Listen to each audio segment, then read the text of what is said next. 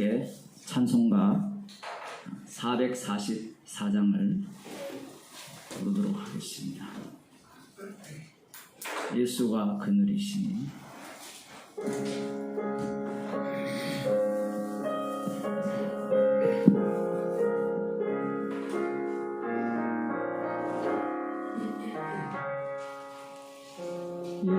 예수가 그늘이시니 즐겁고 평안하구나. 주야의 자고 깨는 것 예수가 그늘이시네.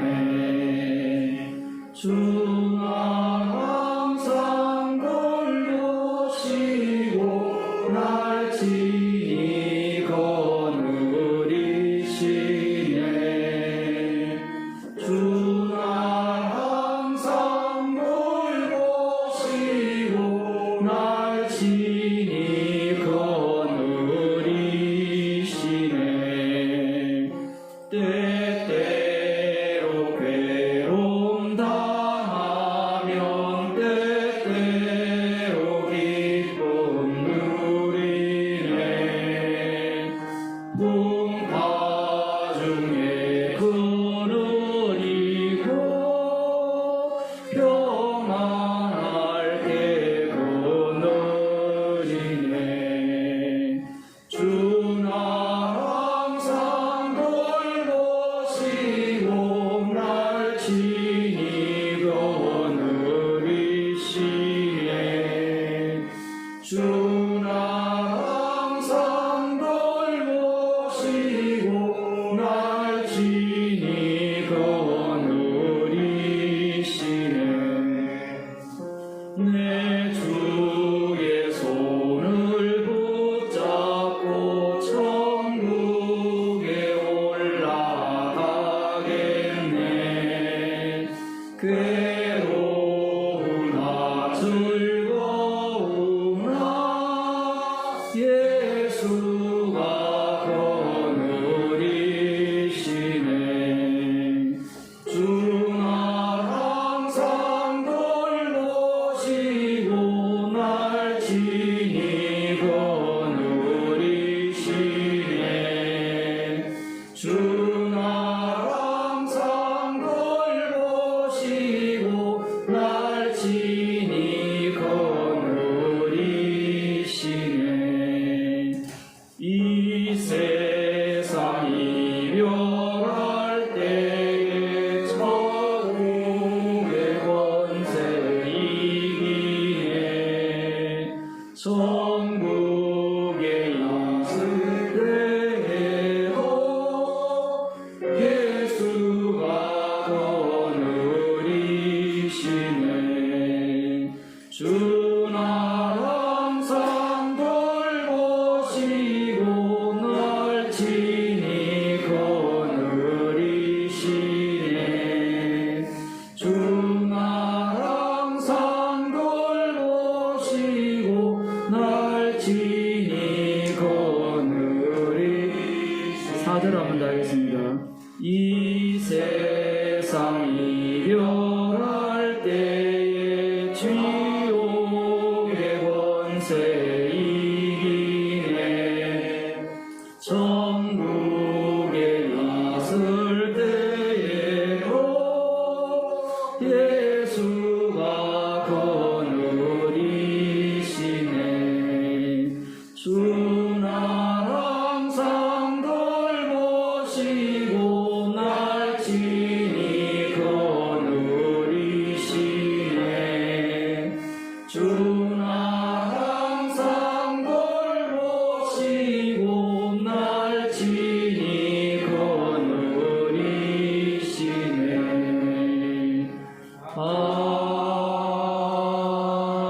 아멘. 찬송가 271장입니다. 이건복식 그를 자가 없는데. 찬송가 271장입니다.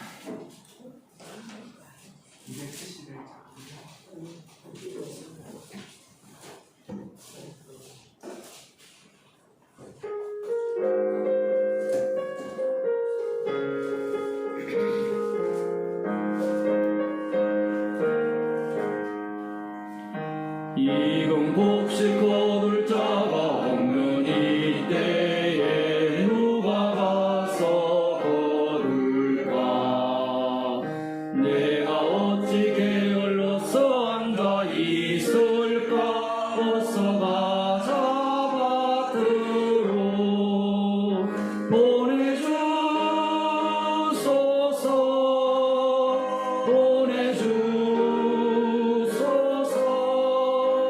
재단 숯불 내 입술에 대니 어찌 주저할까. 주여 나를 보내주소서.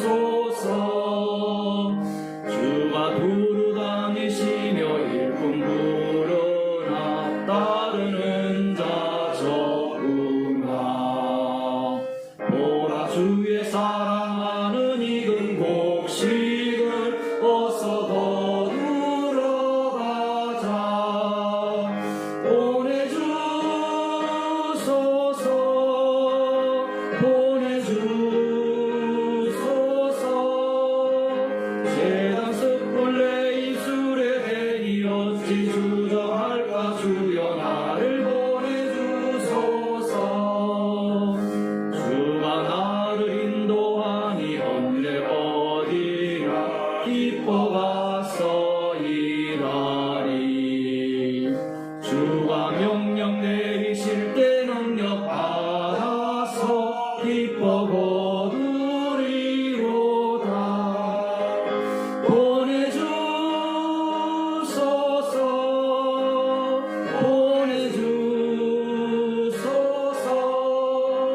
재단 숯불 내 입술에 대니 어찌 주저할까. 주여 나를 보내주소서.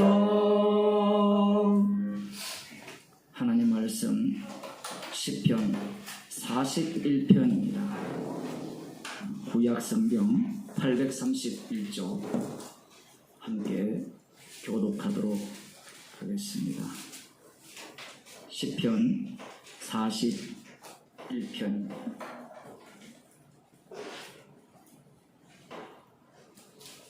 1절에서 13절까지 함께 교독하시겠습니다. 다윗의 시 영장으로 한 노래. 빈약한 자를 권고하는 자가 복이 있으며 재앙의 날에 여호와께서 저를 건지시리로다.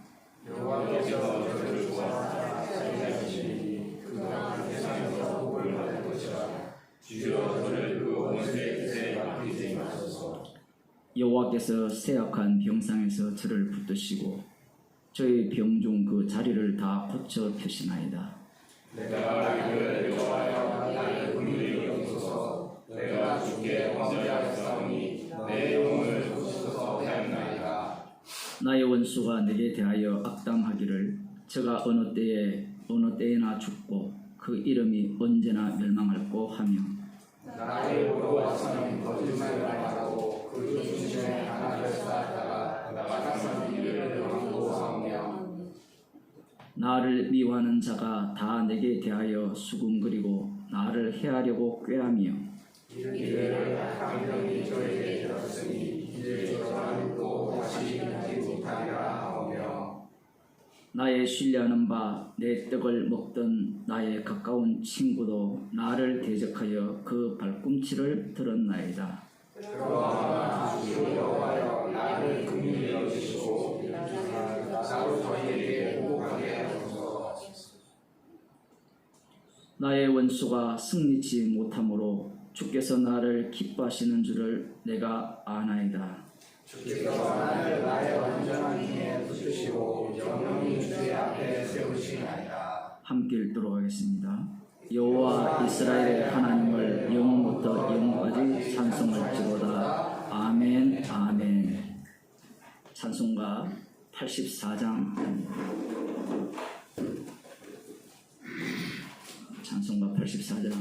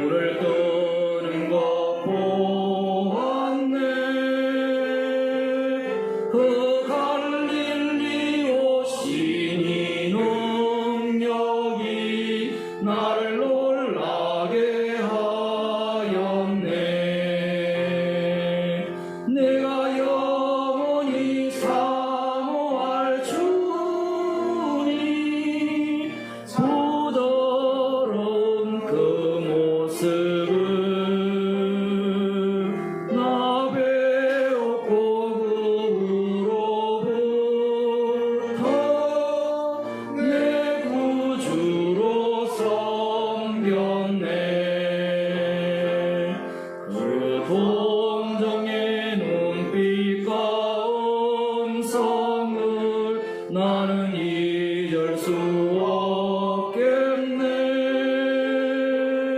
그 갈릴리 오시니 그때에 이 죄인을 향하여 못자국 난 그 손과 옆구리 보이시면서 하신 말, 내 죄를 인하니라 하실 때 나의 죄짐이 풀렸네. 내가 영원히 사모할 주님 부드러운 그 모습은 나 배웠고 그로부터 내 구주로 섬겼네. 그 사나운 바다를 향하여 잔잔하라고 명했네. 그 목욕이 주 말씀 따라서 아주 잔잔하게 되었네. 그 잔잔한 바다의 평온함 나의 마음속에 남아서 그 갈릴리 오시니 의지할 참된 신앙이 되었네. 내가 영원히 사모할 주님 부드러운 그 모습은 나 배웠고 그로부터 내 구주로 섬겼네. 이 세상에 살면서 시달리 모든 친구여 나오라. 그 놀라운 은혜를 받아서 마음의 평안을 얻으라. 나 주께서 명하신 복음을 힘써 전하며 살동안 그 갈릴리 오시니 내 맘에 항상 계시기 원하네. 오늘 친구여 주 사모하세. 부드러운 그 모습은 꼭 배웠고 오늘로부터 내 구주로 섬기세. 이 시간 김기대 집사님 대표해서 기도해 주시겠습니다.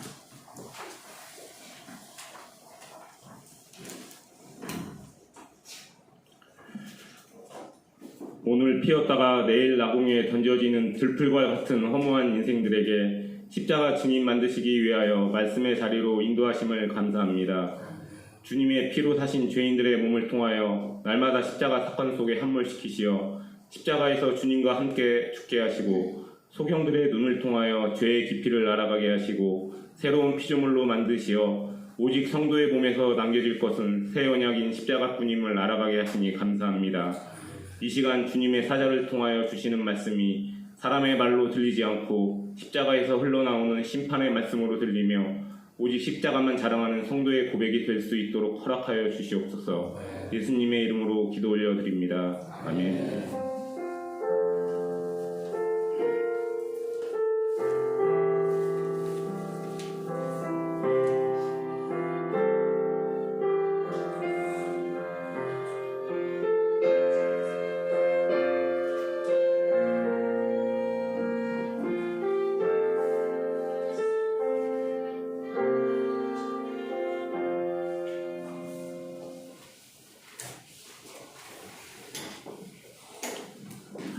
말씀 잠언서 22장 7절입니다.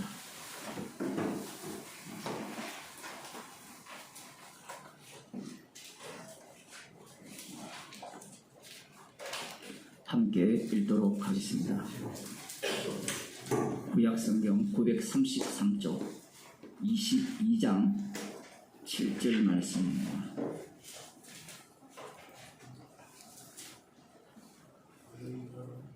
함께 읽겠습니다. 부자는 가난한 자를 주관하고 빚진 자는 지혜주의 종이 되느니라. 아멘. 기도하시겠습니다.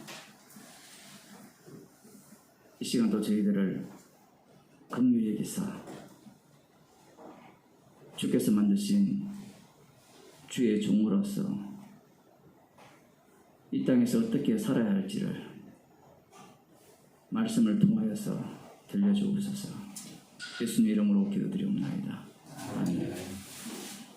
하나님 말씀 사도행전 19장 1절에서 7절 말씀입니다.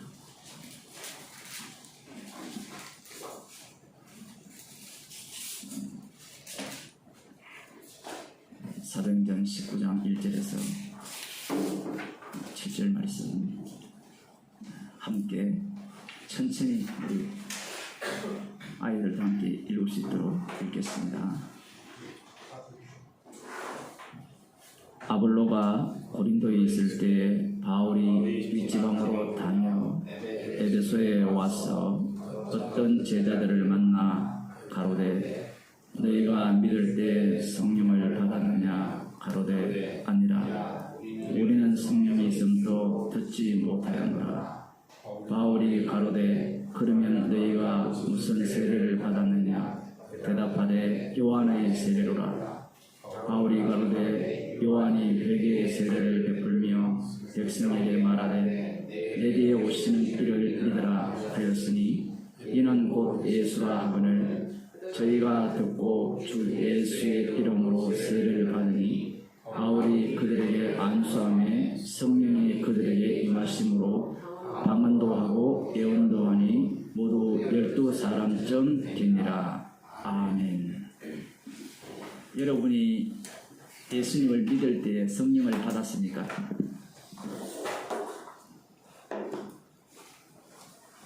상당히 낯선 질문이죠.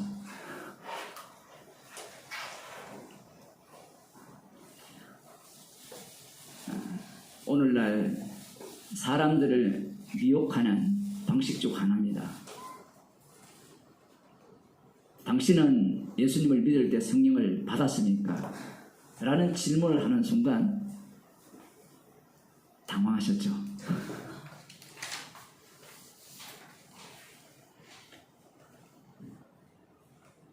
성경 말씀은 악마가 갖고 노는 칼이에요.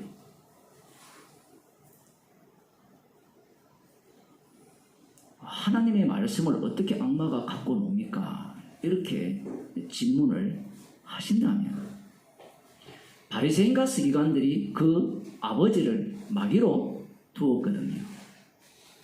그들이 무엇을 가르쳤느냐라고 하면 율법대로 가르쳤어요. 아직까지도 이런 말이 낯설게 느끼는 분도 계실지 모르지만 흔히 교회에서 목사들이나 신학자들이 바리새인을 공격하는 것, 그 바리새인은 그런 바리새인이 아니에요. 우리가 말하는 그 외식, 그 외식과 예수님이 말씀하시는 외식이 달라요.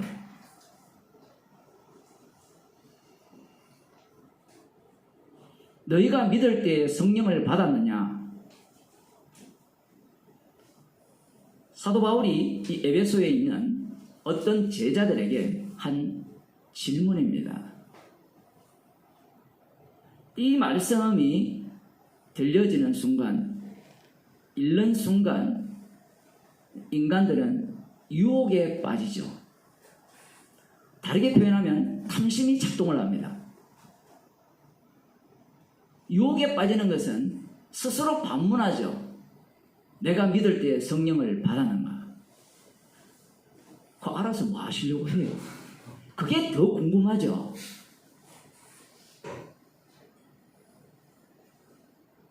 아버지, 제가 아버지 아들 맞습니까? 한 대 맞아라.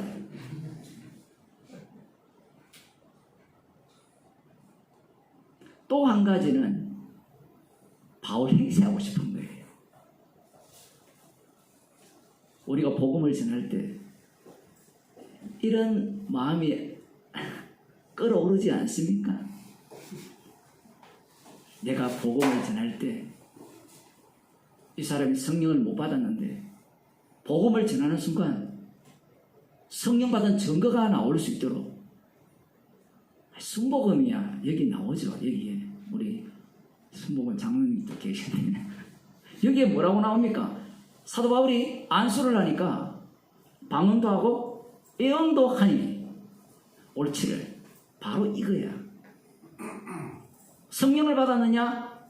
라고 하면요, 100이면 100이 그게 뭐예요? 이야기를 할 수밖에 없어요. 왜냐하면 성령은 실체가 없거든요. 성령은 실체가 없어요. 신기하죠? 그런데 실체가 있는 것처럼 성경이 말씀하고 있어요. 방언도 하고 예언도 하더라. 그러면 성령 받은 증거가 어떤 증거냐? 방언, 예언. 사람들 각기 놀기가 너무 좋아요. 이 구인사에 가서 절에 가서 거기도 예언도 하고 방언도 하거든요. 우리 집 앞에, 여기 우리 집이 아니네. 하도 집에서 설교를 하다 보니까 예언을 해요. 그런데 장군 보살의 이름으로 하지 않고 예수 이름으로 하면 어떨까요? 그 사람이 장사를 너무 못해요. 간판을 바꿔드려야 돼요. 예수 이름으로 예언을 하고 예수 이름으로 방언을 하도록 여러분들을 돕겠습니다. 성령의 증거예요. 못할 것 같죠? 우리가 생각하기에는 이런 것들이 불가능할 것 같잖아요. 이런 것들은 종교를 공부해보면요, 종교의 영역에서는 다 있어요. 예언도 있고 기적도 있고 치유도 있고 온갖 것들이 다 있습니다. 구인사에서 나온 간정집을 보신 분 있어요 혹시?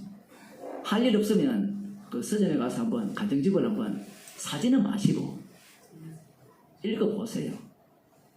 기도해서 아멘 하고 기도해서 예언이 터졌고 방언도 하고 다 해요. 그 교회 안에 있는 사람들은 우리 교회 목사님만 그러한 능력이 있다라고 이렇게 착각을 하죠. 왜 그런가 하면 교인들의 생각은 저런 우상이고 우리는 참 하나님입니다. 이런 논리를 먼저 끌고 오거든요. 그래도 저들은 우상의 이름으로 하지 않습니까? 우리는 예수님의 이름으로 하지 않습니까? 그 논리가 주님 앞에 먹힐까요? 안 먹힙니다. 마태복음 7장에 나오죠. 주의 이름으로 선지자 노릇하고 귀신을 쫓아내고 많은 권능을 행했다. 이 얘기는 진심으로 한 거예요. 진심으로.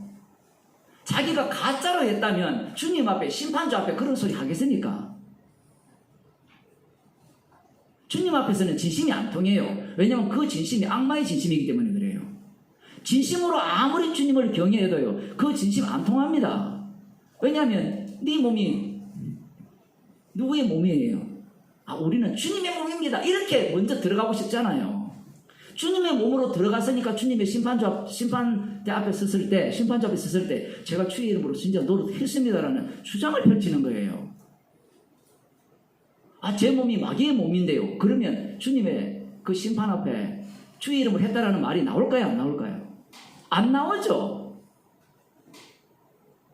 진심은 주님 앞에 통하지 않습니다. 오늘 본문은 마귀가 이용하기 가장 좋은 말씀입니다. 여러분도 한번 써먹어 보세요.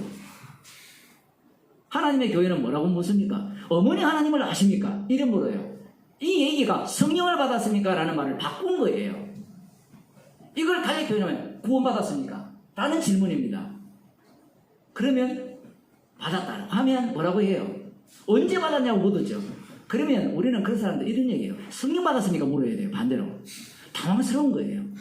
그러면 그들이 아는 것은 방언하고 예언하고 이것밖에 없어요.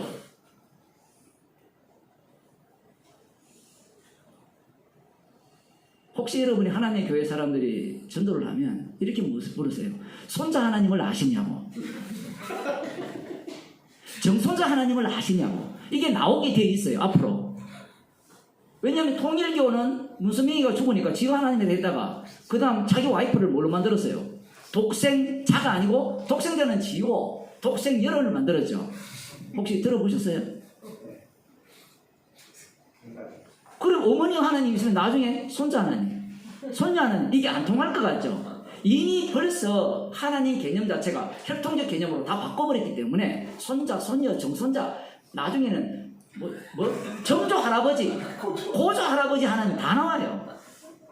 그래야 자기 가게가 지배할 수 있는 군주 체제라고 할까요? 그 체제를 만들 수 있거든요. 하나님 나라는 이 세계에 속하지 않았다라고 아무리 예수님이 말씀해도 저거들이 예수교라고 해놓고 예수님 말씀을 죽어도 안 들어요. 그러면 예수님의 말씀이 하면 이 세상이 갖고 있던 논리가 다 깨지는 거예요. 어떤 것도 맞지 않습니다. 왜? 육이기 때문에. 심지어는 주의 이름으로 선지자 노릇해도 너 아니야 이 얘기예요. 그럼 선지자 노릇할 때 사람들이 보기에 가짜 선지자처럼 노릇했겠어요? 그러면 누가 따르겠습니까? 여러분이 기존 교회를 다닐 때 그 목사들이 말을 할 때 성경대로 해요? 성경 밖에서 이야기해요? 아니 이만이나 하나님의 교회는 하나님 교회도 성경대로 해요. 지 맘대로. 이만해도 마찬가지죠. 성경대로 끌고 와요. 성경에 선지자들이 계시를 받잖아요. 자기도 청도 그 산에서 올랐는데 빛이 비치더라고. 나는 그렇게 얘기했습니다. 나는 그 빛을 비추는 걸 봤다라고 이야기하겠어요. 그러면 네 증거가 어디 있나? 그 증거가 어디 있어요? 내가 증거지. 이만희가 증거잖아요. 근데 그런 논리에 사람들이 먹혀 들어가요. 앞으로 그런 이단들이 나올 수도 있어요. 제가 너무 앞서가서 그런지 모르겠지만 내가 안산홍이가 자기가 하나님이라는 걸, 어머님 하나님이라는 것을 말할 것을 나는 다 봤다라고 해버리는 사람이 나올 수도 있어요.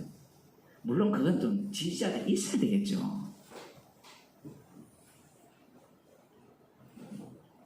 선지자들이 노릇을 할 때 다 성경을 갖고 이야기를 해요. 그러면 너는 나도 성경을 갖고 이야기합니다. 저도. 그러면 어떻게 분간하느냐? 분간해서 뭐 하시려고 해요? 물론 성경에는 분별하라고 나오죠. 분별하라는 말씀은 주님의 말씀이기 때문에 주님이 분별케 합니다. 성도의 입에서는 십자가를 자랑하고 십자가 복음을 전하죠. 나중에 이것조차 마귀가 따라오기 때문에 우리는 몰라도 돼요. 그냥 살면 됩니다. 받은 대로. 받은 대로 사는데 한쪽은 거짓 선지자로 가고 한쪽은 참 선지자로 바뀌죠. 그게 주님의 심판대잖아요. 그런데 그 심판이 이미 우리 가운데 들어버립니다. 목사님 그러면 가봐야 되지 않습니까? 이 사람은 구원 못 받는 사람이에요. 제가 이렇게 설교를 하면 그럼 최종 심판 자리에 가봐야 누가 구원 받았는지 지옥 가는지 알지 않습니까? 제가 설교를 하면 사람들이 그렇게 이해를 해요. 그럼 가봐야 알잖아요. 그러한 말들을 끄집어내기 위한 설교예요. 자기 속에 받은 것이 없는 사람은 항상 말씀을 들으면 자기 중심으로 생각을 해요. 지금 사도 바울이 성경이 아주 오묘하죠. 아볼로가 고린도에 있을 때 그러니까 아볼로 이름을 지금 끌고 들어오는 겁니다. 이 본문에서. 왜 끌고 들어오는가? 아볼로가 에베소 회당에서 복음을 전했거든요. 그러니까 우리가 보니까 복음 안 전했잖아요. 예수님에 관해서 자세히 말했지 않아요. 라고 이야기하지만 그가 아가야에 가서 전한 내용을 보면 저가 은혜로 말미암아 믿은 자들에게 많은 유익을 주니 이는 성경으로 예수는 그리스도라 증거예요. 예수는 그리스도라는 게 복음이잖아요. 그 내용을 기록을 할 때 에베소서에서는 비켜가게 기록한 거예요. 표현을 하면. 복음을 전했단 말입니다. 문제는 복음을 전했는데 이 아볼로가 요한의 세례만 알았다는 거예요. 자, 그러면 흔히 교회에서나 목사들이나 아니면 여러분들 같으면 좀 그런 걸 안 들었으면 좀 상상력이 풍부할 건데 하여튼 민간들이 교육을 하는 순간 상상력이 줄어들 겁니다. 요한의 세례라고 하는 순간 벌써 세례관의 제자들이 각 지역에 흩어져서 나름대로 예수님에 대해서 전했다. 이런 생각을 먼저 떠올리죠. 맞죠? 그렇게 성경을 해석하면 유리한 점이 뭘까요? 유리한 점은 나는 아니라는 이야기를 그 속에 담고 있어요. 제가 너무 멀리 갔습니까? 세례, 요한의 세례라는 말은 그 의미는 그 1층의 의미라고 보시면 돼요. 1차원적인 의미. 근데 요한의 세례의 의미는 인간 세계 전체를 다 담아버립니다. 누가가 성령을 받아서 기록했다는 것을 우리는 늘 잊어버리죠. 우리라고 했습니다. 저도 마찬가지고요. 성경을 읽을 때 말은 성령을 받았다고 해놓고 어느 순간 성령 빼고 성경 읽죠. 여러분들은 다 성령을 다 넣어서 읽는지 모르겠지만 우리라는 인간이란 자체가 이 육의 세계에 속했기 때문에 말씀을 읽을 때 항상 육적으로 접근을 합니다. 여기도 마찬가지죠.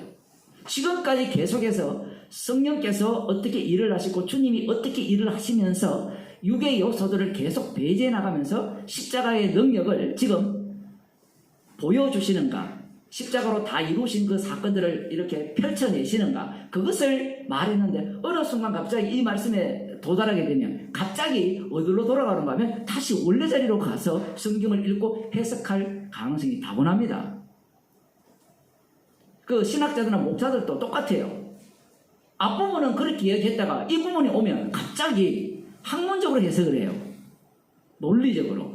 요한의 세례라고 하니까 요한의 세례는 간단하죠. 물로 세례를 주는 거. 그런데 그게 앞뒤가 안 맞아요. 무엇이 안 맞는가? 사도 바울이 묻잖아요. 너희가 믿을 때에 성령을 받았느냐? 그럼 뭘 믿었어요, 이들이? 주 예수를 믿었어요. 빌립보에서 주 예수를 믿어라. 그리하면 너와 내 집이 구원을 얻으리라. 이렇게 외쳤잖아요. 그 외침을 똑같이 한 거예요. 너희가 믿을 때 성령을 받았느냐? 이 질문 자체가 예수님이 아니고 그냥 막연한 이런 차원이라면 그 믿을 때라는 말 자체가 요한의 세례 정도로 이렇게 집어넣을 수가 있지만 앞부분의 18장 후반부에 나오는 그 아볼로가 전한 복음이나 브리스길라와 아울라가 전한 그 복음의 내용을 들여다보게 되면 사도 바울이 전한 복음의 내용을 다 담고 있는 겁니다.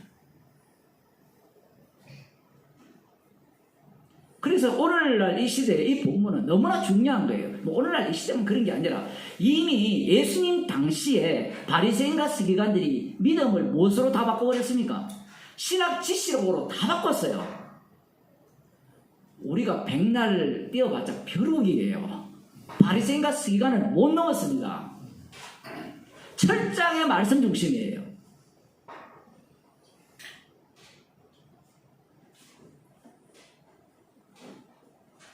요한의 세례만 알았다라고 했을 때는 육에 속했다라는 거예요. 그럼 육에 속했는데 어떻게 예수님을 전할 수 있는가? 그건 지난 시간에 제가 충분히 말씀을 드렸죠. 육에 속해도 예수님이 주님이심을 얼마든지 전할 수 있습니다. 앞서 말씀드린 것 같이 주의 이름으로 선지자 노릇하고 귀신을 쫓아내고 많은 권능을 행하는 그들이 땅끝까지 이르러 주님의 증인이 된 자들이잖아요.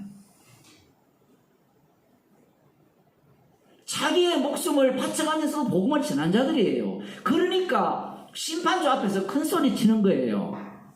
한 게 없으면 큰 소리 치겠습니까? 여러분들은 심판주 앞에 이렇게 큰 소리 칠 수 있어요? 난 이렇게 큰 소리 안 치기 위해서 아무것도 안 하겠다는 사람이 있는데 그 본문을 자세히 보면요, 천국 가는 자들도 똑같이 일을 했어요. 똑같이 일을 하는데 한쪽은 주의 이름으로 선지자 노릇하고 귀신을 쫓아내고 많은 권능을 행했다라고 외치고 한쪽은 없어요. 물론 마태복음 25장에 가면 양의 편에 선 자들이 나오죠. 한 게 없다고. 또 한 게 없다니까 또 흉내 내잖아요. 저는 한 게 없습니다. 아무것도 안 했습니다. 무익한 종입니다. 그것도 안 통해요. 주님께는. 그러한 짓을 누가 다 했습니까? 바리새인의 기도 잘 알죠. 누가복음 18장에 보면 세리와 바리새인의 기도를 보면 바리새인의 기도가 뻔뻔하다고 생각하잖아요, 우리들은. 근데 우리들이 그렇게 살아보세요. 그 기도 하잖아요. 주여, 저는 저들과 다르게 살게 해주심을 감사하나이다. 순복음교회 그 목사와 다르게 해주심을 감사하나이다. 그들과 다르게 복음을 듣게 하심을 감사하나이다. 십자가 은혜를 알게 해주심을 감사하나이다. 나 저 하나님의 교회 저들과 다름을 감사하나이다. 그거 하잖아요. 안 해요?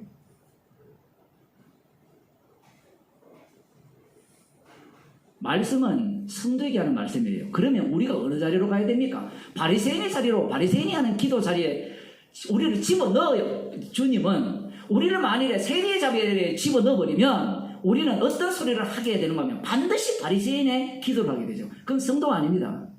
물론 이렇게 이야기하니까 또 사람들은 그러면 목사님 우리는 늘 바리새인이 돼야 되겠네요. 또 논리로 들어오는 사람들이 있겠죠. 그래서 주님은 세리를 집어넣어버립니다. 그럼 세리를 누가 만들어요?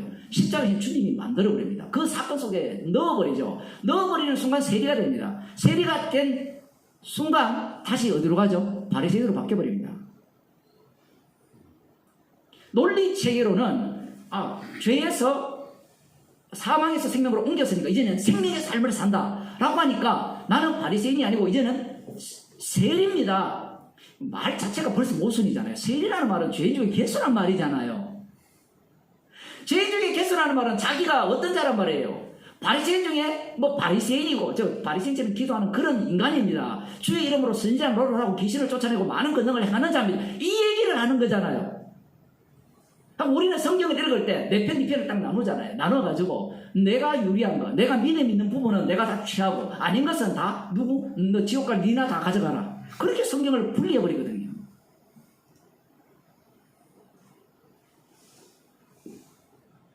우리는 이 본문을 보면서 눈을 부릅 뜨고 성령을 받았느냐 했을 때 도대체 성령을 받은 게 뭐냐? 아니면 사도 바울이 그들을 보자마자 딱 보면 안다. 그런 사람 되게 많아요. 자기가 영에 눈이 있어가지고 눈 마주치거든요. 다 마주치고 눈빛을 피하는 사람은 다 성령 못 받는 사람. 뭔가 꿀리는 게 있는 사람들은 성령 못 받는 사람. 그러면 상대가 뭐랍니까? 할 말이 없어요. 왜냐하면 성령을 받아본 적이 없기 때문에. 그게 교회에 통하는 거예요. 안 그럴 것 같죠? 그 목사가 좀 성경 공부를 좀 제대로 하고 간이 크면요. 크게 해먹을 수 있어요. 여러분은 안 그럴 것 같죠? 뭐 성경을 아니까 알아도 소용없어요. 사도 바울이 지금 이 에베소에 왔잖아요. 그러면 사도 바울이 이곳에서 복음을 전했습니까? 안 전했습니까? 이전에 전했죠. 물론 뭐 1년이나 2년, 뭐 3년이 지났을 수도 있는데 전했다면 성령 이야기를 이 동네에서 알까요? 모를까요? 근데 재밌는 것은 여기에서 이 어떤 제자들이라는 이 설명이 하나도 없다라는 거예요. 그게 난감한 겁니다. 그래서 18장에 보면 형제들이라는 표현이 쓰거든요. 여기에 보면 아볼로가 가야로 건너가고자 하니 그 18장 27절에 형제들이 저를 장려하여 격려하여 이런 표현이 나오잖아요. 이 형제들을 대부분의 사본에는 성경에 원본이 없어요. 미안한 얘기지만 그 원본 찾아 산발리 하는 사람들도 있거든요. 백날 찾아도 안 돼요. 찾아봤자 원본이 될 수가 없어요. 그 딜레마에 빠져버립니다. 쥐가 원본이라는 주장을 백날 해도 그게 원본이 될 수 있어요. 지금도 똑같잖아요. 이게 생명의 말씀이라고 이야기하는데 각자가 다 생명의 말씀의 의미가 다 다르죠. 신천지가 다르고 다락방이 다르고 장로교가 다르고 순복음이 다 달라요. 그러면 니는 나도 달라요. 복음이라는 것이 그렇게 전파돼요. 만일에 나는 특별하게 뭔가 있다라고 하면 그것이 뭐예요? 다 이단입니다. 이단들의 특징이 뭐예요?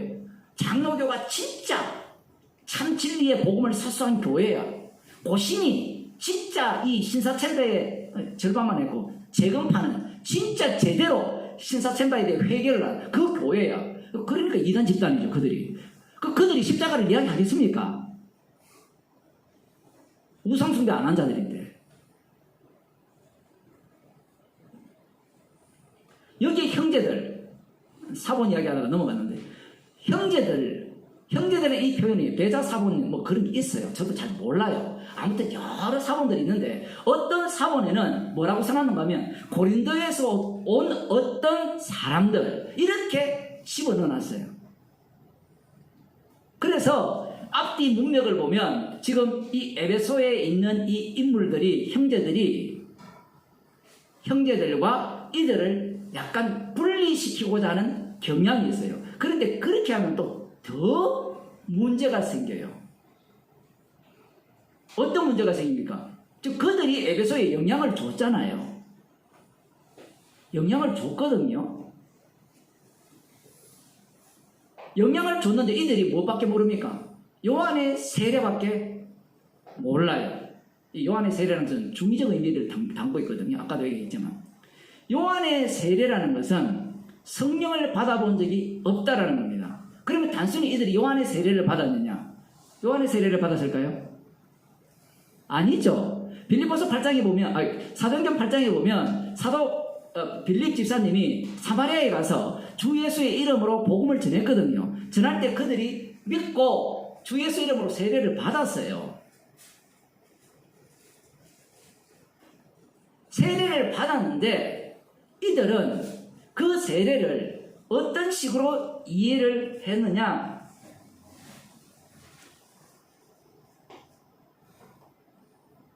세례 요한의 세례식으로 이해를 하는 거예요. 그럼 세례 요한의 세례는 어떤 세례냐? 설득이 다르요. 납득이 다릅니다. 회개하라 천국이 가까웠다 라고 할 때 사람들이 그 말씀을 듣고 어떻게 하면 돼요? 회개하면 돼요. 옷 2벌 있는 자는 1벌 나눠주고 군인들은 남의 것을 강탈하지 말아라고 하죠. 독사의 새끼들 하면 독사의 새끼입니다. 인정하면 돼요.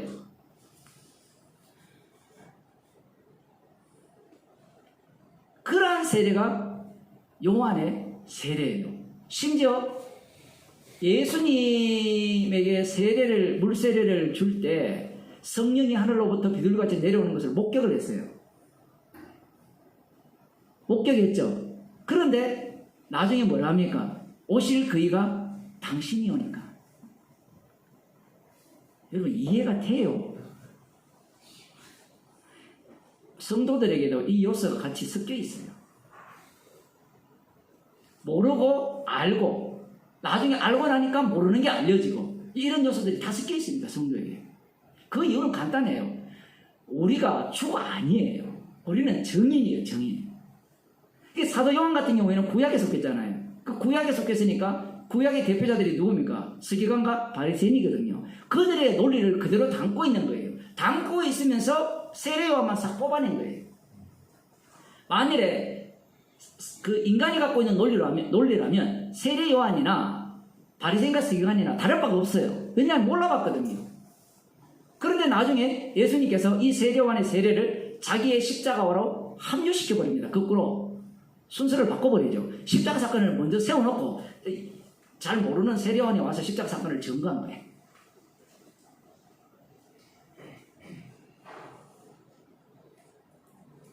오실 그이가 당신 오니까 물었을 때 눈먼 자가 눈을 뜨고 이 절름발이가 걷고 죽은 자가 살아난다 하여라. 세례 요한이 그 얘기 다 들었거든요. 세례 요한이 그 소문 다 들었잖아요. 똑같은 말이거든요. 지금 이해가 안 되시나요?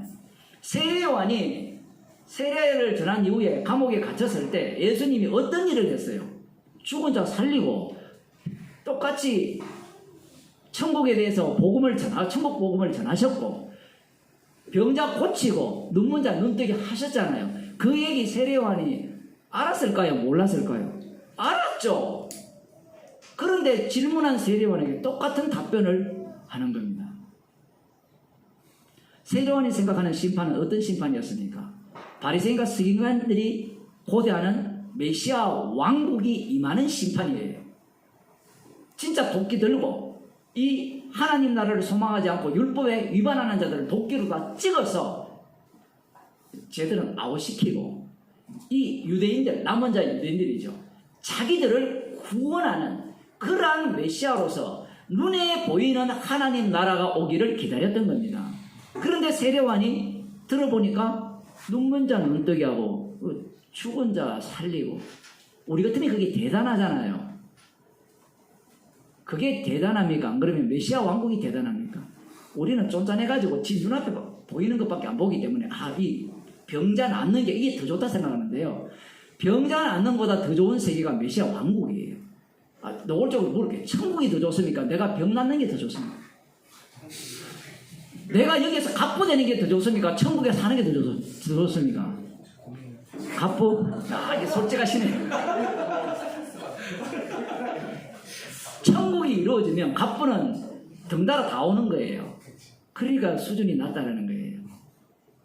천국이 이루어지는 순간 모든 병이 다 고쳐지고, 그러한 소소한 정도가 아니라 완벽한, 이사야에 나오는 어린 양이 독사골에 손을 넣고 뛰어놀고 사자들이 어린 양과 함께 뛰어노는 그 에덴 동산보다 더 좋은 에덴 동산. 에덴 동산하고는 비교가 안 돼요. 더 이상 험이나 악마들이 놀 수 있는 그러한 어떤 영역이 아니에요. 그것이 어디에 이루어집니까? 그 약속의 땅에 이루어진다는 겁니다. 오늘날 목사들이 또 그걸 믿고 또 이스라엘을 동경하는 사람들이 있는데,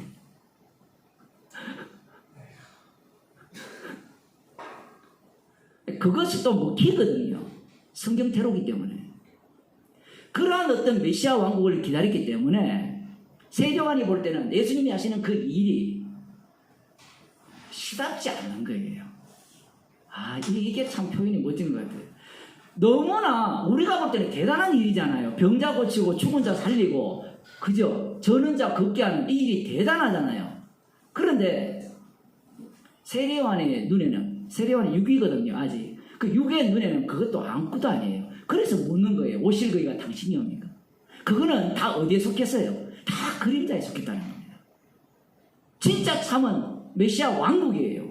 진짜 복귀 들고 믿지 않는 자들을 어떻게 찍어버리고 믿는 자들을 천국에 넣는 그러한 어떤 현상의 모습을 보여달라는 게 세례요한이 물은 질문입니다. 그가 갖고 있는 예수님에 대한 증거가 그 증거예요. 이분이 바로 그분이다. 그런데 하시는 일을 보니까 도무지 자기가 예상하는 천국과 전혀 다른 심판주의 모습을 보이고 있다는 겁니다. 그래서 묻는 거예요. 오실 거기가 당신이 오니까.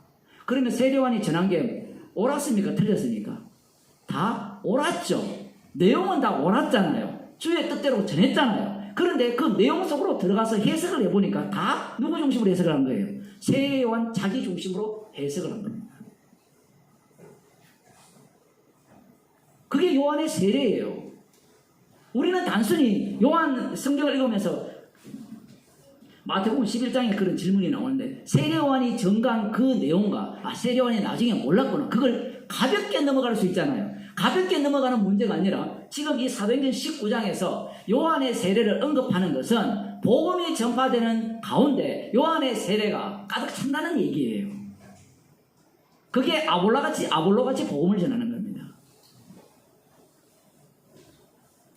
주 예수 그리스도를 안 전하는 게 아니에요. 주 예수 그리스도의 내용이 다 누구 중심으로 바뀐다는 거예요? 자기 중심으로. 요한의 세례를 이야기한다는 것은 아볼로도 주 예수 그리스도가 누구 중심이라는 거예요? 자기 중심이에요. 자기 중심. 그 자기가 예상하는 천국. 독특하죠, 이런 것들이. 성경 말씀대로라는 자체가 우리가 말씀대로 읽을 때 그 읽는 모습 자체가, 해석하는 그 내용 자체가 다 자기 중심이라는 거예요. 그게 요한의 세례예요. 성령을 받지 않으면 뭘 모르죠? 뭘 모릅니까? 성령을 받지 않으면 십자가를 모른다라고도 표현할 수 있고, 성령을 받지 않으면 자기 형편을 몰라요. 정말 이 본문이 놀라운 것은 성령을 못 받았는데 자기 형편을 알아요. 이상하죠? 성령은 분명히 사도 바울이 안수한 이후에 임했잖아요. 그런데 성령이 안 임했는데 어떻게 자기 형편을 알아요? 내가 성령 못 받았는 거 어떻게 알아요? 받았다 못 받았다, 확실히 못 받았다는 거거든요. 우리는 들어본 적이 없다라고 해버려요, 표현을. 그런데 진짜 성령 안 받은 사람은 잘 모르겠다라고 하죠. 사도행전이 그래서 어려운 겁니다. 우리의 순서는 성령이 임해야 그 다음 무엇이 일어나요? 회개가 일어날 거 아니에요. 아니면 어떤 인간들은 회개를 먼저 해야 성령을 준다 이렇게 이야기를 하는데 주님이 찾아오지 않으면 회개 자체가 안 돼요. 성령이 우리들 생각하듯이 그저 그렇게 시간적 논리를 갖고 일하는 분이 아니에요. 사도행전 앞부분 또 나왔잖아요.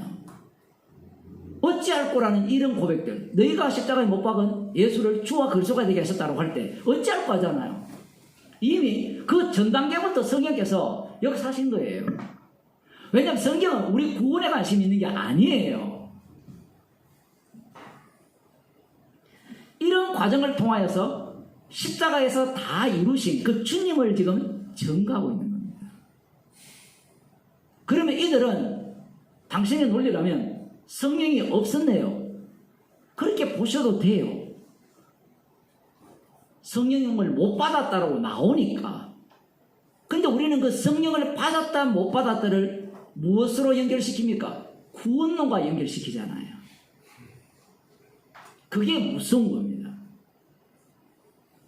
지금 여기에서 이 사도 바울이 보자마자 알았느냐? 그건 몰라요.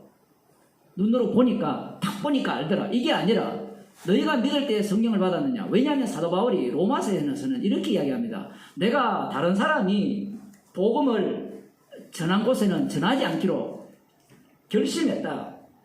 힘썼다라고 하죠. 왜냐하면 남의 터에 내가 틀을 세우지 않겠다라는 이야기를 하거든요. 그러면 이 무리들은 어떤 무리들이냐? 바울이 처음에 에베소 회당에서 전했던 무리들이냐? 제자들이냐? 즉 12명밖에 안 되거든요. 숫자가 별로 안 됩니다. 아니면 아볼로에 의해서 전도받은 사람이냐? 안 그러면 브리스길라와 아굴라에 의해서 전도받은 사람이냐? 그건 몰라요. 그런데 어쨌든 이들이 믿고 있잖아요. 그 믿고 있으면 자기의 논리라면 다시 복음을 전하면 안 되잖아요. 이 성경이 앞뒤가 안 맞는 게 한두 개가 아니에요. 이 상황 속에서 주님께서는 무엇을 뽑아내느냐라고 할 때는 인간의 악마성을 뽑아내면서 이 주님의 일을 인간들이 어떻게 사람의 일로 바꾸느냐 거기에 대해서 지금 여기에서 말씀하고 계신 겁니다. 그 18장 후반부가 연결되어 있죠. 이들은 철저하게 말씀으로 무장된 사람입니다. 그럼 이렇게 되면 어떤 자가 되죠? 복음을 아는데 주 예수 이름으로 세례를 받았는데 세례를 받았으니까 지가 성령 받았다고 하겠어요? 안 받았다고 하겠어요? 받았다고 하죠. 왜냐하면 세례 받을 때 누구보다도 우리가 세례 받을 때는 12제자 외우고 성경에 몇 개 나오는 거 외우고 세례 받았잖아요. 세례 안 받아보신 분도 계시지만 제가 어릴 때는 그랬거든요. 문제 좀 알려주고 그것만 알면 받잖아요. 그런데 이들은 그런 수준이 아니죠. 복음의 내용을 꿰뚫고 있는 사람들입니다. 복음의 내용을 꿰뚫고 있지만 이들은 성령의 이 있음도 듣지 못했다는 거거든요. 이런 표현도 참 어려워요. 아무리 듣지 못했지만 그럴 수도 있어요. 시간이 벌써 30년이 이상이 흘렀거든요. 오순절날 성령 임함 이후에는. 그런데 예수님을 믿고 있잖아요. 그러면 그러한 이야기를 들었을 거 아니에요. 이런 표현들이 반어법일 수도 있는 겁니다. 성경을 문자대로 봐야 되죠. 이렇게 들어오면 문자대로 보면 해석이 하나도 안 돼요. 어쨌든 이들은 성령이 있음도 듣지 못한 거예요. 그러나 이 성경 전후 문맥을 보면 듣지 못했을 확률은 거의 없어요. 왜냐하면 주 예수를 믿는다는 자체가 이미 여러분이 잘 아시다시피 주님께서 이 제자들에게 가르칠 때 성령을 보내주신다고 했거든요. 그러면 이들은 오직 세례 요한의 증거만 받았느냐? 그렇게만 말하기는 안 맞거든요. 주 예수 이름으로 세례를 받았기 때문에. 놀라운 것은 이 상황을 통해서 이들은 성령이 있음도 듣지 못했다고 말함으로 말미암아 뭘 증거하고 있느냐라고 할 때는 십자가의 피 능력이 구원을 하지 인간이 배운 지식으로는 구원이 안 된다라는 이야기를 지금 여기에서 하고 계신 거예요. 뒤에 보면 방언과 예언을 한다고 하잖아요. 방언과 예언을 한다고 하니까 사람들이 앞부분에 이미 다 나왔고 사복음서에 방언과 예언이 무엇인지 다 나왔거든요. 눈이 있어도 깨닫지를 못해요. 사복음서의 방언은 무엇이었습니까? 예수님의 말씀이었죠. 예수님의 말씀을 제자들이 하나도 못 알아들었습니다. 예수님의 말씀을 알아들은 사람이 없어요.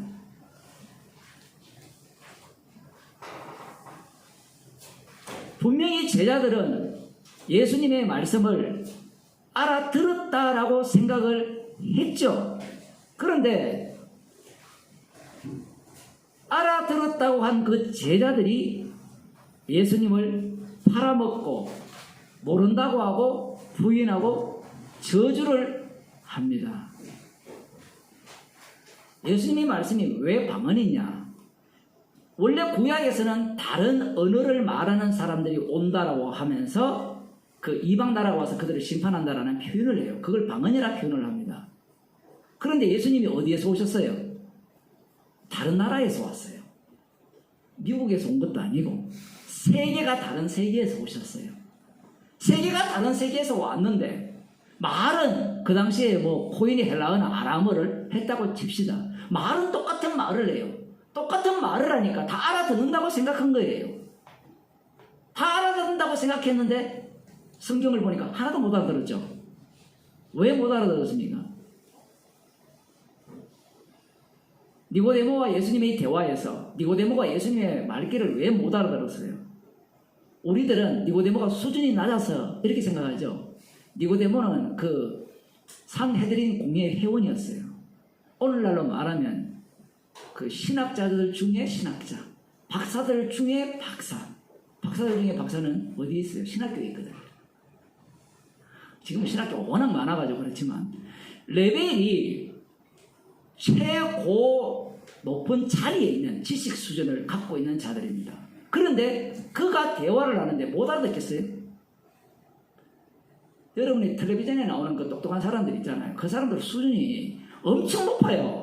여러분이 복음을 하니까 별거 아니라 하지만요. 그들은 상대가 말하는 게 무슨 말인지 다 알아들어요. 그 정도로 똑똑해요. 니고데모가 그 정도로 똑똑한 사람이에요. 그런데 예수님과 대화를 할 때 못 알아들었죠. 사람이 거듭나지 않으면 하나님 나라를 볼 수 없다 라고 할 때 여러분은 뭐라고 답변하겠어요? 아, 그거 성령 받으면 안 되느냐, 이렇게 나오거든요. 논리가. 성령 받아봤습니까? 그것도 배운 거거든요. 지식으로. 니고데모는 그 수준이 다 돼요. 질문을 그는 이렇게 하잖아요. 어떻게 다 큰 사람이 엄마 배 속에 들었다가 다시 날 수 있습니까? 이 논리 외에는 없어요. 왜냐하면 성령으로 거듭난다는 말 자체도 말이 안 되잖아요. 아유, 이 단어가, 거듭난다는 단어가 애가 2번 난다는 거잖아요. 표현 자체가. 그건 상징이지. 뭐 상징의 의미가 아니잖아요. 표현 자체가. 예수님은 영이시거든요. 그러면 영의 말씀은 성령을 받지 않고는 절대로 깨닫지 못하는 게 예수님의 말씀이에요. 그 예수님의 말씀 자체가 뭐가 됩니까? 방언이 되는 거예요. 예수님이 복음이잖아요. 복음이 방언이 돼요. 아, 복음을 전했는데 왜 못 알아들을까? 당연히 못 알아듣죠. 여러분이 지금 복음을 전했는데 한국말로 전하는데 다 방언이에요. 한국 사람 중국말 하나도 못하는 사람에게 중국말로 막 하면 알아들어요? 못 알아들어요? 좀 뭘 욕하고 있나? 산동 사람들은 더 심하거든요. 산동 사람들이 경상도 사람하고 억양이 비슷해요. 대화하는 거 완전히 싸움이에요. 싸움. 그 미국 사람들이 경상도 사람들 대화하는 거 뭐라 하겠어요? 좀 미쳐나 이야기할 거 아니에요. 그런 게 복음이라는 거예요. 그런데 복음의 독특성은 그런데 못 알아듣는데 알아듣는 내용이 있어요. 지 공격한다는 건 다 알아들어요. 자기를 부정한다는 건 다 알아듣거든요. 거기에 대해서 불쾌하는 게 복음이에요. 그게 방언입니다. 그 예언과 방언을 한다 했죠. 예언은 뭘까요? 요의 예언이 임했잖아요. 예언이 성취되니까 너희 젊은이들은 꿈을 꾸고 늙은이들은 환상을 보고 예언을 할 것이며 이런 얘기가 쭉 나오잖아요. 사람들은 그걸 또 어디로 들어갑니까? 구약에서 했으니까 신약도 그럴 것이다. 요엘서 예언을 구약적 용어를 갖고 설명한 거예요. 그 모든 내용이 어디로 모여집니까? 소실점이 어디예요? 십자가입니다. 예언도 방언도 환상도 다 십자가예요. 십자가에서 다 이룬 겁니다. 그래서 여기에서 이들이 예언하고 방언하는 내용을 들여다보면 고린도전서에 가면 다 나와요. 그 내용이 뭘까요? 예언하는 내용이 다 예수님에 대한 이야기예요. 앞날이 뭐가 되겠습니까? 어제 제가 장모님이 이상한 데 내려주셔가지고 이상한 데로 갔거든요. 인사동으로 들어가니까 타로, 제가 표현을 그렇게 하는 거예요. 타로 점, 무슨 점 쫙 깔려 있잖아요.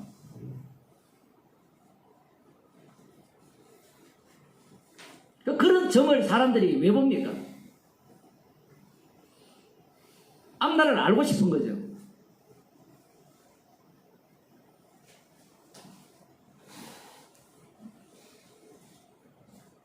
제자들이 예수님과 같이 다니면서 그 예언 이야기하다 그 얘기했는데 앞날을 알고 싶잖아요. 결혼할까, 할 수 있을까요, 말까요? 잘 살까요, 못 살까요?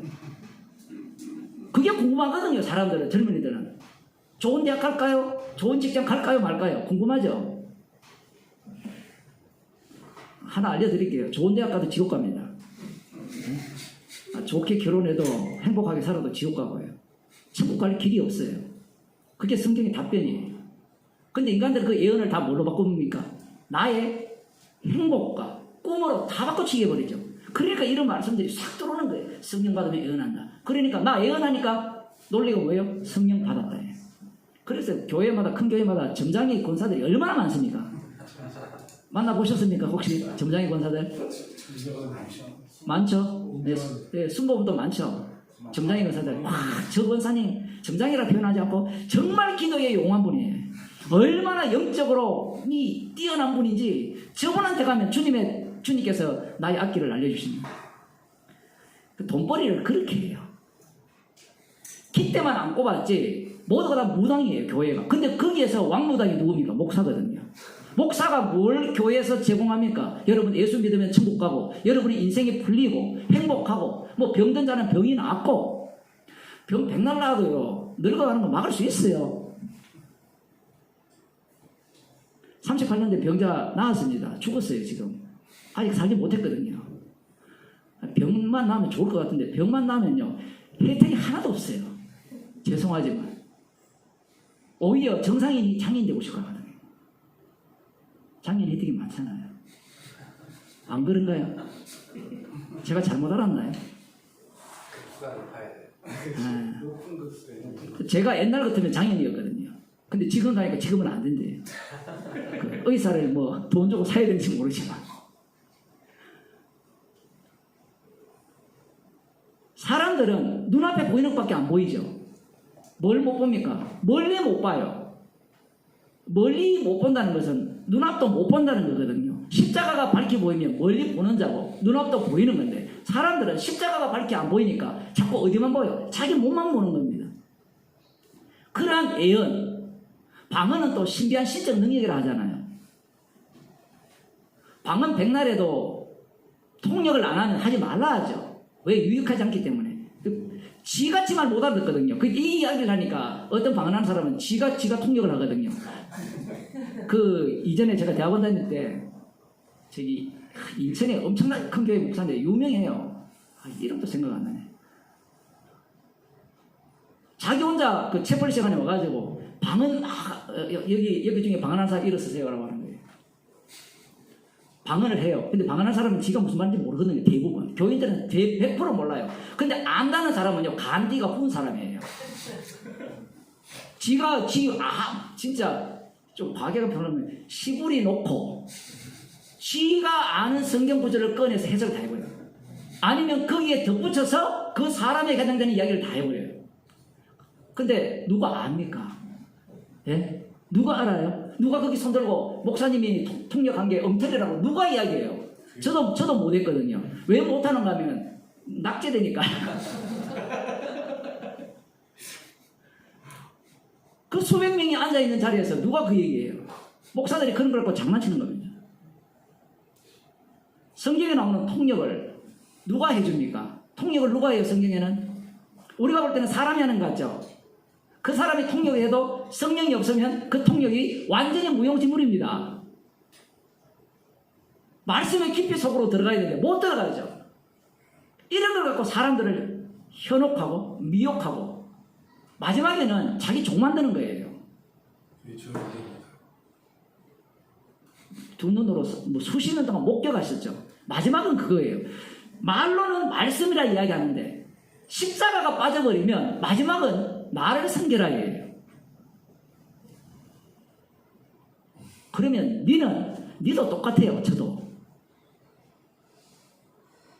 육의 세계이기 때문에 그래요. 성령이 없으면 결국은 사람 숭배로 빠지게 돼 있어요. 지금 이 성령을 받았느냐라는 이 하나의 그 문장을 갖고 오늘날 교회는 사람들을 완전히 요리 둘리치고 소리 들리시죠. 사람들이 성령 받았느냐? 못 받아요. 그러면 받는 비법을 알려줄게. 그럼 비법이 몇 가지가 있어요. 우리 교회에 오면 된다. 이게 이제 가장 전통적인 비법이잖아요. 우리 교회는 하나님이 세우신 교회니까 우리 교회로 오면 된다. 이 논리를 신천지도 끌고 오고 하나님의 교회도 끌고 오고 뭐 요즘은 뭐 미인계도 쓰고 미남계도 다 쓴답니다. 대학 가면 그 애들한테 조심해라. 그 신천지 애들이 미인계 써서 꼬셔서 마지막에 뒤리고 하는 것이 그거고요. 하여튼 중국에서는 뭐 전능한 하나님의 교가 있어요. 혹시 들어보셨어요? 혹시 끌려가 보신 분 있습니까? 저기 대림동 쪽에 아주 들어가면 살벌하대요. 못 들어봤죠? 전능한 하나님의 교. 저기 그 구로동 그 옆으로 가면 부천 쪽인가? 거기 아주 괜찮은 건물 하나 있어요. 전능한 하나님이요. 아무튼 전능한 하나님은 다 써요. 인간들이 그걸 좋아하잖아요. 전능한 하나님이 내 편이 돼야 돈도 떼돈 벌고 건강하고 잘 먹고 잘 살고. 아마 지금 집 없는 사람들은 전능한 하나님이 하나님 이 윤석열 정부를 통해서 집값을 10분의 1로 떨어지게 하옵소서. 이게 전능한 하나님이에요. 혹시 그렇게 기도하시는 분 없습니까? 여기 있네 여기. 전능한 하나님을 자기적으로 해석하는 거예요. 그러한 것들을 목사가 제공하는 겁니다. 그래서 여기에 성령 받은 증거가 뭐냐고 하면 애언과 방언을 이야기하고 애언과 방언을 강큰 사람이 한다 그랬죠. 강큰 사람 외에는 함부로 이야기를 못하거든요. 나 방언한다 못하고. 그러니까 성령 못 받았다. 성령 못 받으니까 할렐루야를 빨리 해봐. 이렇게 방언해버리고.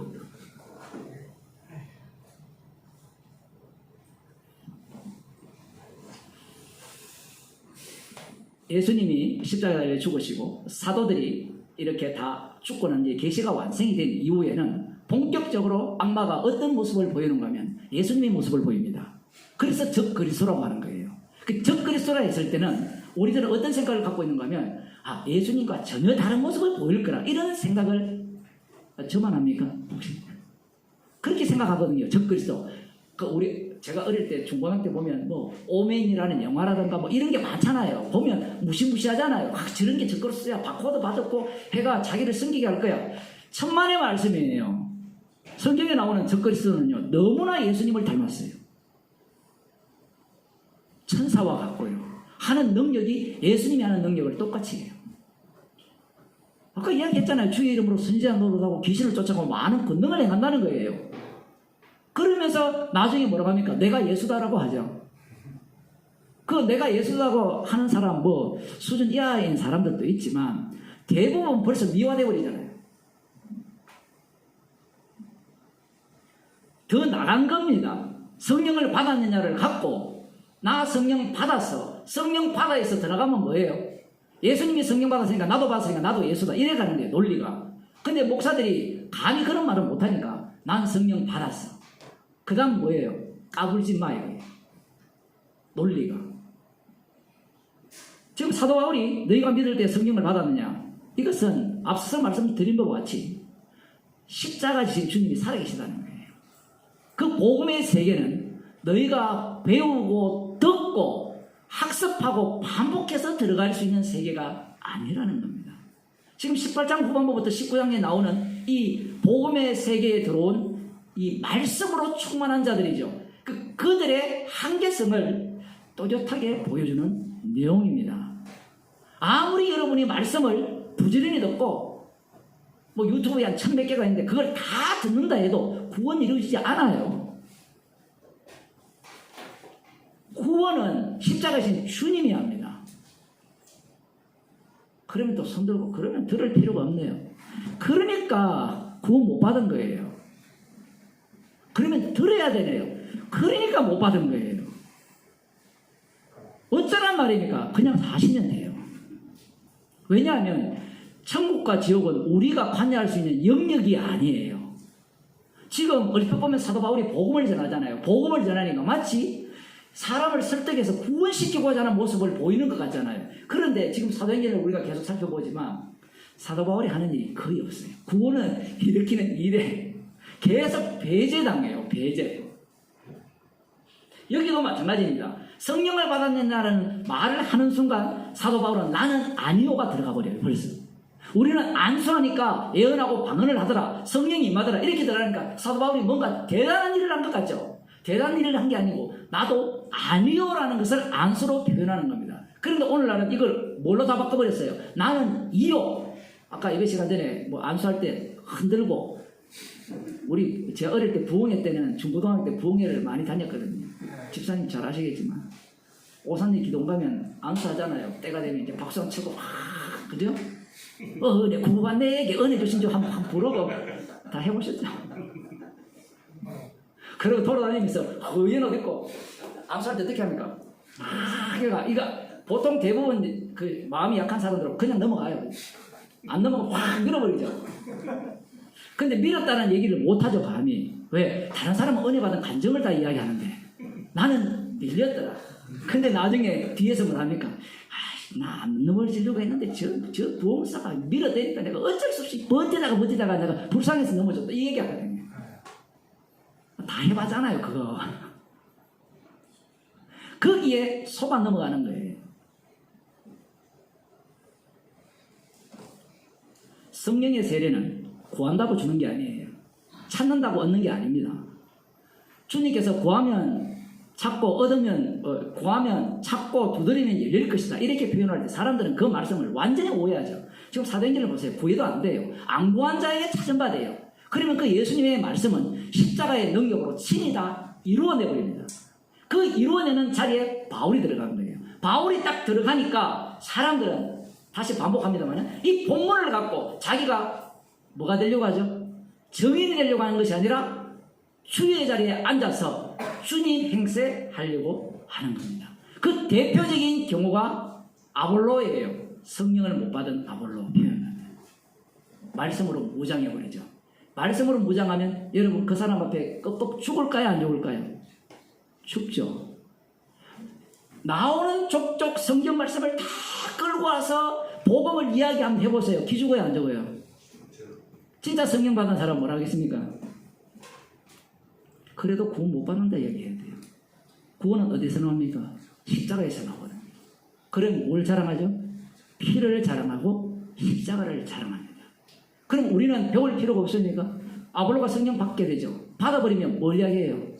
사람의 지혜로 하지 않는다고 나오죠. 그게 사도 바울이 고린도전서에서 하는 얘기입니다. 하나님의 지혜는 사람의 지혜를 완전히 어떻게 해버려요? 어리석음으로 만들어버려요. 그 사람의 지혜 속에 무엇이 들어갑니까? 복음의 내용이 들어간다는 것이 오늘 말씀이에요. 그렇게 되면 그러한 내용조차도 요한의 세례 속에 포함되는 겁니다.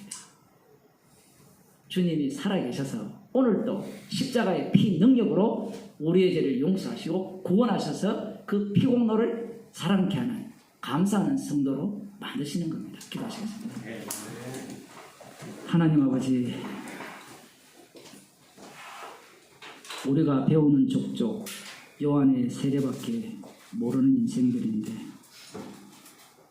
십자가에서 모든 것을 완성하신 분이 오늘도 십자가의 능력으로 우리를 주의 백성으로 삼아주시고 그 은혜를 알게 하신 주님께 감사드립니다.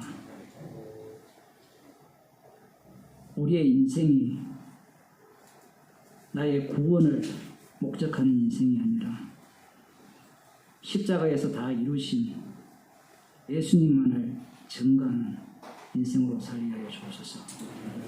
주 예수 그리스도의 은혜와 하나님 아버지의 크신 사랑과 성령의 교통하심이 십자가이신 주님의 일하심 속에 늘 동참하기를 소원하는 주의 백성에게 축원하옵나이다.